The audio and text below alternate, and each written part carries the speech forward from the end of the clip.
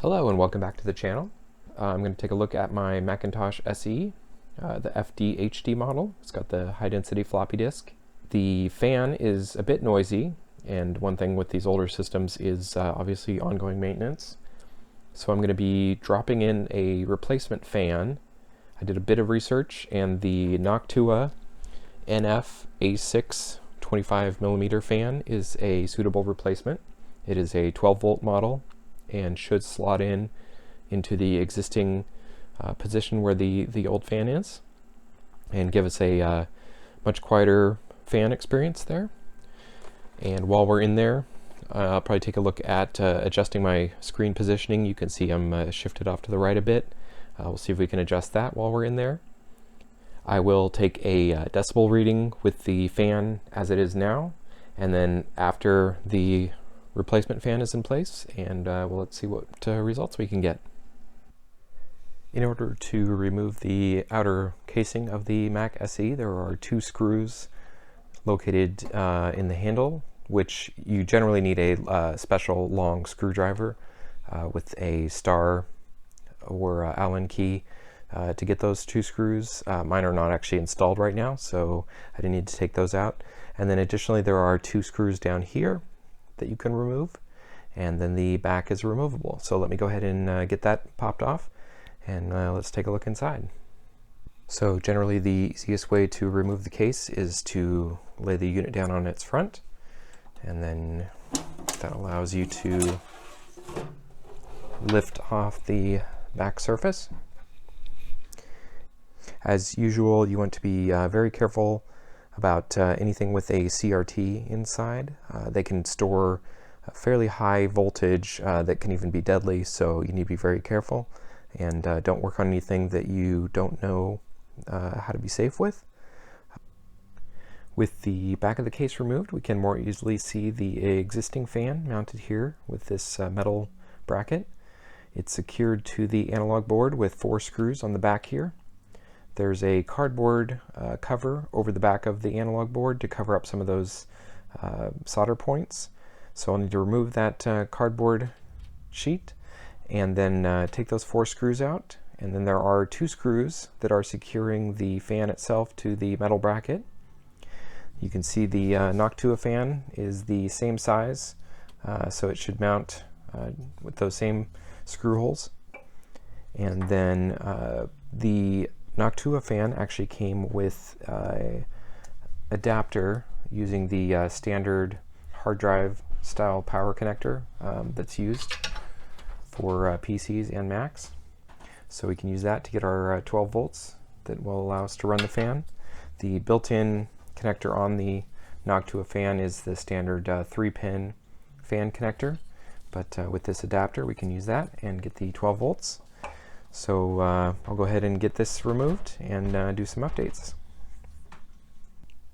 In order to remove the fan cage, I need to remove this cardboard cover that is hiding the access to the 4 screws holding the cage on.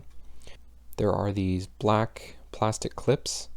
I've already removed 2 here. I believe I should be able to pop off this one and bend this down enough to access those screws. So these clips are just 2 pieces. There's actually a similar to like a drywall screw holder. As the pin pops in, it expands and holds it in. So if you just give it a little bit of a pry with a fingernail or a tool, once the top piece comes out, then the inner piece comes out, and then we're free. And you can see we've got these 4 screws, so I'll get those loosened up and we should be free with this cage. So I have the Noctua fan mounted in the metal bracket. I didn't actually get footage of undoing all the screws, but once I had that cardboard cover loosened up, I was able to remove the 4 Phillips screws and then remove the old fan from the bracket. There was 2 screws diagonally across from each other, and I was able to use those same 2 screws to mount the Noctua fan in place. I made sure to check the direction of the airflow on the fan, so it is blowing outward from the case. The Noctua fans actually have arrows to indicate the direction of the flow. As mentioned before, the wiring for the Noctua fan is hooked up to the Molex connector from the Mac down there. Everything's fairly well routed. I still have the space right here that I'm going to be using later on for mounting a Blue SCSI compact flash solution for storage. For now I'm just using the floppy EMU external via the connector here. I think we're just about ready to close up. There's one more thing I want to show.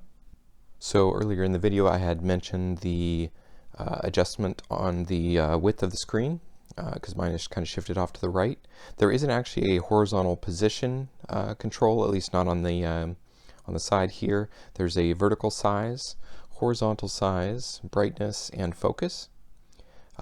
This is probably the control I would want to use. Unfortunately, this one is probably going to require a plastic CRT tool, as there's like a coil with a tube running through the center, and you need a long skinny tool to be able to adjust that one.